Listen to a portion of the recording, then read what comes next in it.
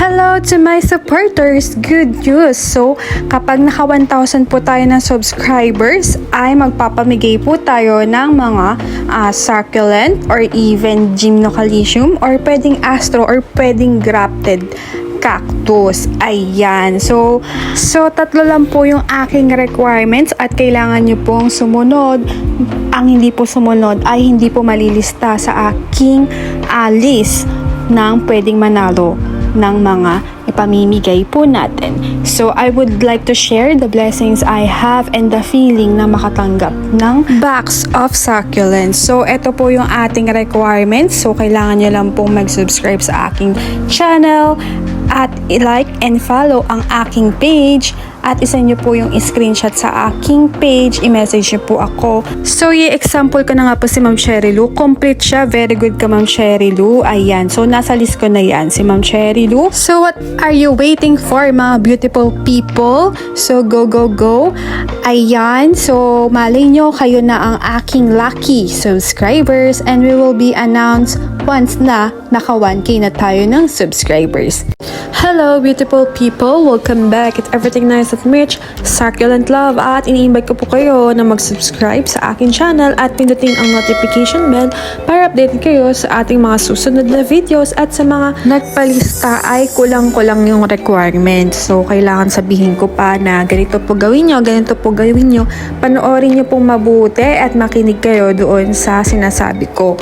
So, sa susunod, hindi ko na kayo re-replyan pag kulang, hindi ko na kayo ililista. Basta yung mga kompleto lang ang aking ililista. At may nagtatanong, saan po ililista? Siyempre po sa listahan ko. Siyempre sa list ko po, kayo ililista. So anyway, ito po yung update sa aking mga succulent. Medyo nagdidilawan sila at what should I do? Ayan. So guys, napapansin ko na nagdidilaw sila. Ito yung mga bago kong tanim. Ito yung luma. Ito yung bago. Yan. So, ang gagawin ko ay didiligan ko sila ng water. Pero konti lang. Kasi bago lang to eh.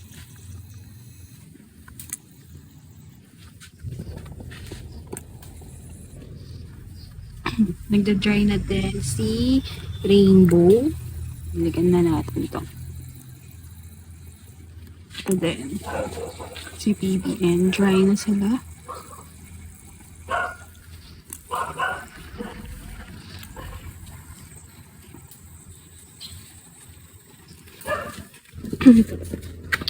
Tapos dito, ito si champagne na. Apple champagne. Diligan na natin. Nagdidilaw eh. Konti lang.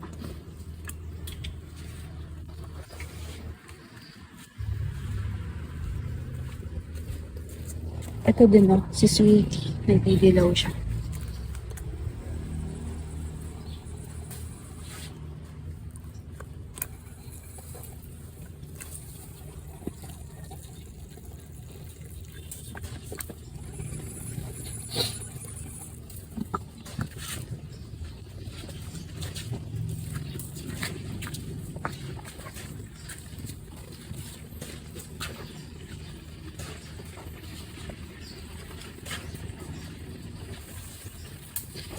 So, ayun. Tapos si Maddie ba, namatay na siya.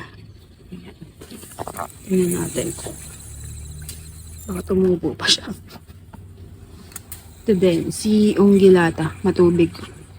Matubig siya. Dali niyang mag-dry, oh. Kita niyo, di ba dati makapal to? Dali niyang mag-dry. Nauubos na yung ionium ko. Bigyan natin.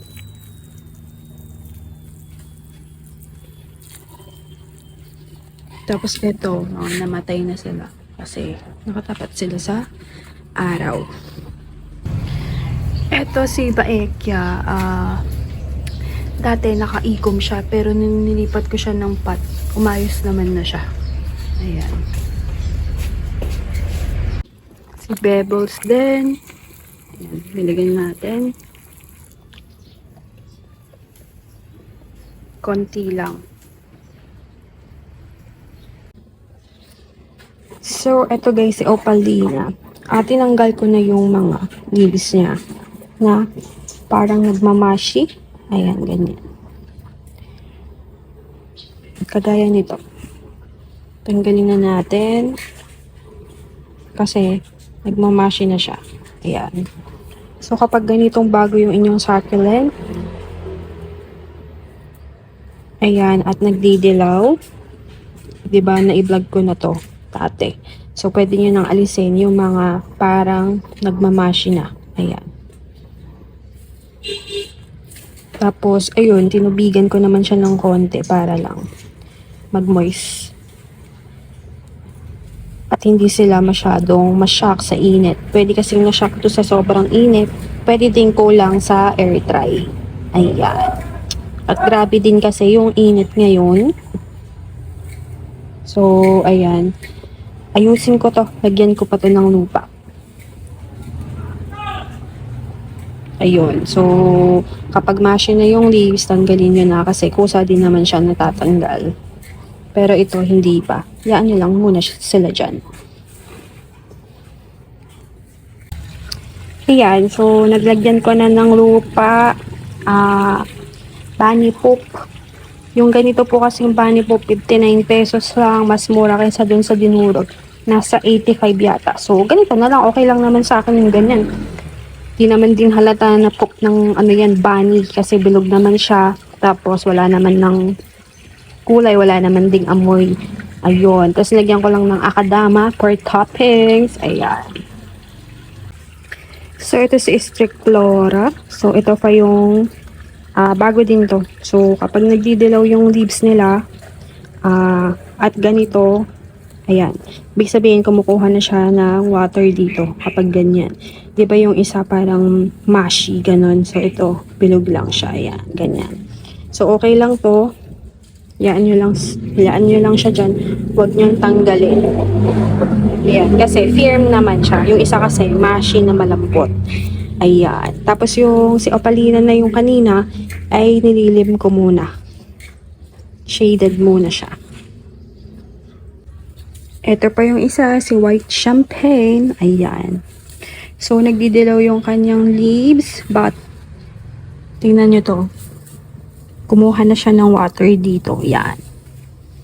O, diba? Kumuha na siya ng water dito. Hindi pa natatanggal. Huwag nyo munang tanggalin. Magda-dry out yan. Kumukuha sila ng water. Ayan. Pwedeng na-shock yung succulent.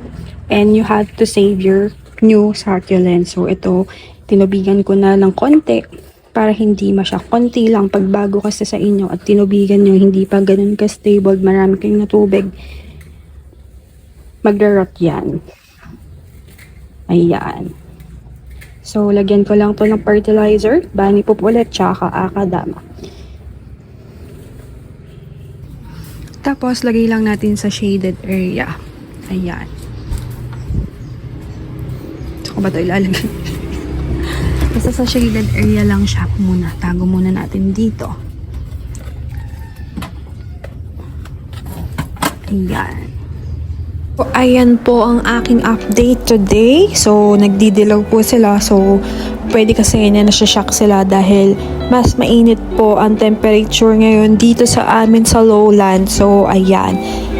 Dilig na ako para naman hindi sila masyadong mainitan. So, ayun, I hope kahit papano ay nag-enjoy kayo sa ating vlog, and sa susunod I will announce yung mga bagong nagpalista sa akin. So, ayan. So, nililista ko po yung mga names ng mga nagpapalista, yung mga nagme-message sa akin sa aking Facebook. Yun po yung nililista ko. At incomplete yung tatlo na screenshot na hinihingi ko. So, I hope nag-enjoy kayo sa ating vlog, and thank you for watching, and see you on my next video at Everything Nice at Mitch. Succulent love. God bless.